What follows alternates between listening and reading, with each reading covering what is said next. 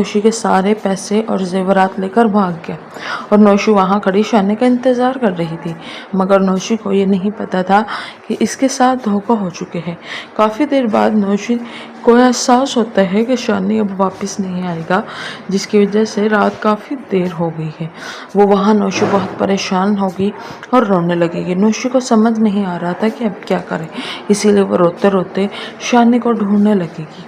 कुछ लोगों की नज़र नौशी पर पड़ेगी और उन्होंने जान लिया कि ये लड़की अकेली है। इसी वजह से वो लोग नौशी का पीछा करने लगे। नौशी ने देखकर बहुत डर गई। इसे समझ नहीं आ रहा था कि इसके लिए वो क्या करे। वो बहुत रो रही थी। वो लोग नौशी के करीब आने लगे। नौशी वहाँ से भागने लगी, मगर अचानक गिर गई। वो लोग आ गए और नौशी के साथ बदतमीजी करने लगे। अचानक पुलिस वहाँ आ गई, जिसकी वजह से वो लोग भागे।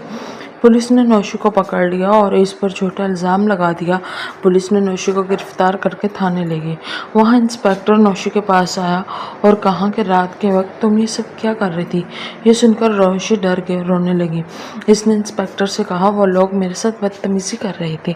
इंस्पेक्टर ने कहा हमें ये सब पता है, लेकिन तुम रात भर घर से बाहर क्यों निकले और तुम्हारा इरादा क्या था। ये सुनकर नौशी ने सब कुछ पुलिस को बता दिया। नौशी रोते हुए इंस्पेक्टर से कहती है कि मैं शानी के साथ घर से निकली थी और इसने मुझे धोखा दिया। मेरे सारे जेवरात और पैसे लेकर मुझे यहाँ छोड़ दिया। इसलिए वो लोग आए और मेरे साथ बदतमीजी करने लगे। इंस्पेक्टर ने नौशी से कहा अपने घर वालों का नंबर दो। नौशी ने अहमर का नंबर दे दिया। कुछ देर बाद इंस्पेक्टर ने अहमर को कॉल की और कहा कि आपकी एक लड़की नौशी को जानते हैं, वो यहाँ पर मौजूद है, यहीं पर देखकर थोड़ी ही देर में आता हूँ। वहाँ बुशरा ने पूछा अहमर किसका फ़ोन है और वो आपसे क्या कह रहा था। अहमर ने कहा कि पुलिस इंस्पेक्टर का फ़ोन था। वो कह रहे थे कि हमने नौशी को ढूंढ लिया है, आप आएँ और इसे यहाँ से ले जाएं।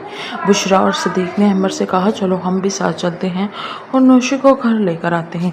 इधर नौशी बहुत परेशान होती है और सोच रही होती है कि मैंने दूसरों के बारे में बुरा सोचा, देखो मेरा क्या हाल है।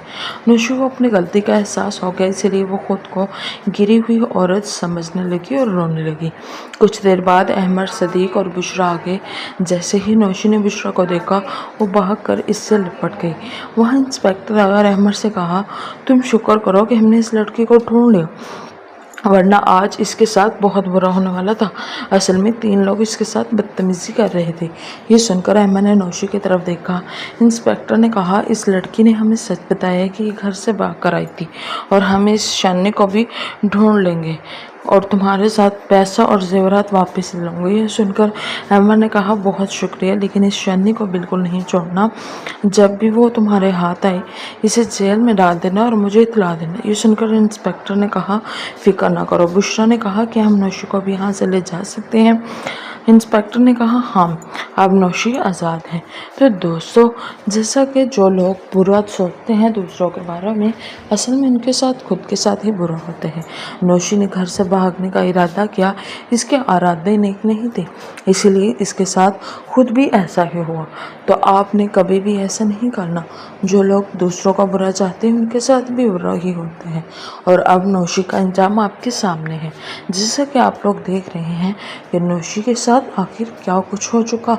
नौशी जो कि खुद को बहुत ही होशियार समझ रही थी, लेकिन सबके सामने उसका नतीजा आ चुका। पुलिस ने नौशी को भी पकड़ लिया और इसने सारा सच भी पुलिस को बता दिया। लेकिन सवाल ये पैदा होता है